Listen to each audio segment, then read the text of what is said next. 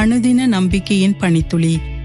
சிலர் வாழ்க்கையின் சவால்களால் முற்றிலுமாக கைவிடப்படும் போது ஒரு இருண்ட பள்ளத்தாக்கை கடந்து செல்வது போல சோர்வடைந்து உடைந்து போகிறார்கள். பயம், சோர்வு, நிச்சயமற்ற தருணங்களில் இந்த சத்தியத்தை உறுதியாய் பற்றிக் கொள்ளுங்கள். நான் மரண இருளின் பள்ளத்தாக்கிலே நடந்தாலும் பொல்லாப்புக்கு பயப்படேன், ஏனெனில் தேவரீர் என்னோடே கூட இருக்கிறீர். சங்கீதம் 23:4. இருளான நம்பிக்கையற்ற சூழ்நிலையில் எதிர்காலத்தை பற்றி கவலைப்பட வேண்டாம்.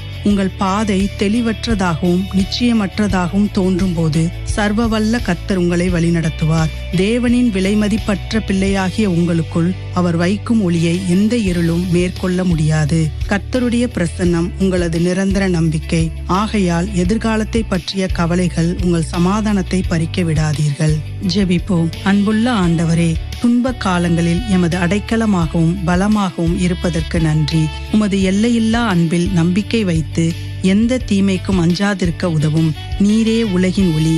உமக்குள்ளே எந்த இருளும் எம்மை மேற்கொள்ள முடியாது. நீர் எப்போதும் எம் பக்கத்தில் இருந்து பாதுகாத்து வழிநடத்துவதால் உம்மில் நாங்கள் சமாதானம் காண்கிறோம். ஆமீன்.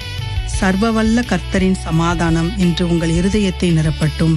அடுத்த அனுதின நம்பிக்கையின் பனித்துளி வரை சமாதானத்துடன் விசுவாசத்தில் முன்னேறுங்கள்.